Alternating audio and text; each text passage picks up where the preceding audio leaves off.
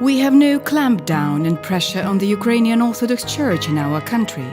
Such or similar words Ukrainians have repeatedly heard from state agents, as well as some religious groups in Ukraine. Well, I would very much like to agree with them, but the facts explicitly point to something different. All have become accustomed to the fact that media publish materials and video footage in which either a direct lie or an outright manipulation of facts is used against the UOC. Usually such materials are published from time to time by various media and, as a result, create a sort of flickering anti-church background in society. However, there are such concentrated fakes injected simultaneously that it is not necessary to talk about coincidence. And now, for over nearly a week, several bright materials appeared concurrently, designed to frankly and unequivocally cause hatred against the Ukrainian Orthodox Church. Do you want facts? Here you are. On July 13th, Zik channel put out another libel against the UOC. This time it was called Paths of War – Saboteurs in Cassocks. The plot is quite long and abounds with already familiar shots of unknown people in clerical robes and with weapons, which allegedly are related to the UOC. We are shown a video arising from which the audience is informed that the priesthood of the church has become a militant unit of separatists. На жаль, духовенство стало бойовою одиницею. Ось відео допиту Службою безпеки України священнослужителя, храм якого за 12 кілометрів від лінії фронту. В мои функции входила передача информации о передвижении и дислокации ВСУ в окрестностях села Никольского. However, Zik journalist did not show another video of this man on which he explained in black and white under what circumstances he gave this confessionary evidence. Я хочу рассказать о том, как этот ролик был записан. I want to tell you how this video was made. 3 days before it, I was subject to severe tortures. The moment I was taken to this video session, I heard some man being tortured. He obviously suffered real atrocities. When the recording was on, I could hear the gun fuse of the pistol. Apparently, it was done to convince me I had to speak in camera precisely as it was written in the text. However, this is not even the most revealing episode of the program. Throughout the plot, the audience is shown a dialogue between the servant of Svyatogorsk Lavra and 2 ATA soldiers who demand a funeral service for their dead-sworn brothers. Fragments are mounted in such a way that the viewer does not have any doubts. The man refuses to take a note for the repose from them precisely because of his hostile attitude towards the Ukrainian army.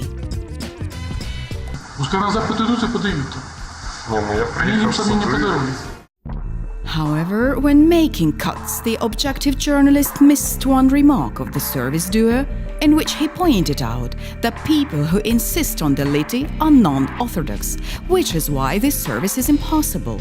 It was actually confirmed by the authors themselves at the end of the program. It turned out that the provocateurs, and it's difficult to call them otherwise, came to the Orthodox temple with the demand to pray for uniates, that is, Catholics. They came knowing in advance they would be denied, because the Orthodox Church does not pray for those who are not its members. Were they Orthodox? No, Greek Catholics. The Orthodox Church does not pray for the heterodox.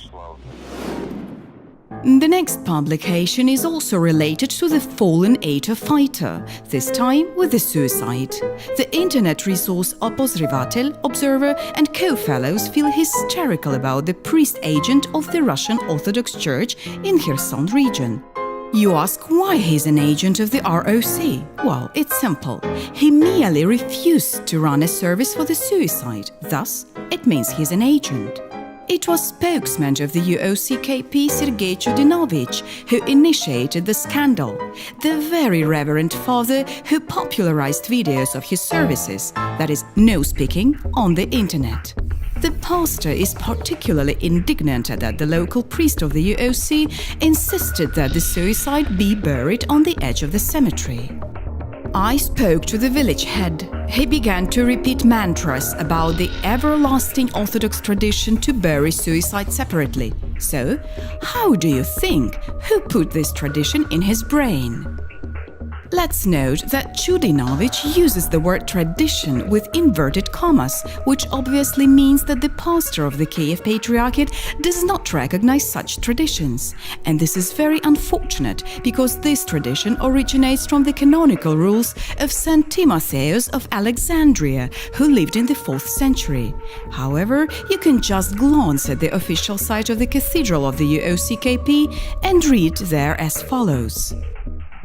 According to the church canons, suicides and even suspected of suicide cannot have burial services in church. Self-murderers are not buried in the church cemetery in order to warn the parishioners of the church about this deadly sin. That is, we realize that if a good, so to say, church does not provide a burial service for suicides and buries them outside the cemetery, this is normal and laudable. And if it is bad, so to say, church, it means that foreign agents serve there. We will now move to Zhovkva, Lviv region. Here on July 16th, the local priest was accused of separatism only because during the march through the city of the funeral procession with the lost Atel warrior, the gates of Peter and Paul UOC church were closed and the bells were not ringing with a death knell. In general, it was not surprising, since at that moment the sacrament of the wedding was taking place inside the temple. But for the faithful journalists, a wedding is not an argument against the closed doors of the temple before the coffin. Curses, absurd accusations, calls to burn, expel the priest from the city and eliminate the UOC are the softest wishes that could be read. It's clear which patriarchate it is. Why do we need Moscow Patriarchate if we live in Ukraine? After this conflict, local activists began to collect signatures to grab the temple from the Moscow Patriarchate. Of course, no one noticed the statement of Filaret, Bishop of Lviv and Galicia, who reported that in this very church, on the eve of the funeral and the next day, the requiem for that very deceased warrior was served. But Ukrainians do not need to know that. If hate-mongering is targeted, this information is clearly redundant. However, what to say about journalists if the authorities are engaged in the same hate-mongering? On July 13th, the Ministry of Culture lashed out an angry statement against the UOC, where it stigmatized the church as disgraceful for its activities on the territory of the so-called LNR. The Ministry of Culture once again demanded that the church make political statements, once again accused of collaborationism and anti-Ukrainian positions. They are organizing again a large-scale anti-church campaign in Ukraine. Why again? Because a very similar wave was ventilated exactly 1 year ago, during the March of All Ukrainian Cross procession across the country. An unprecedented propagandist hate-mongering campaign was launched against the faithful of the Ukrainian Orthodox Church. Young bull-like fellows and old ladies with cerebral orthodoxy. They are merely inadequate people. Believers of the reportedly peaceful procession carry on Russian fascist symbolics. But you will not leave Kiev alive. You, who pray to an alien god, Moscow god.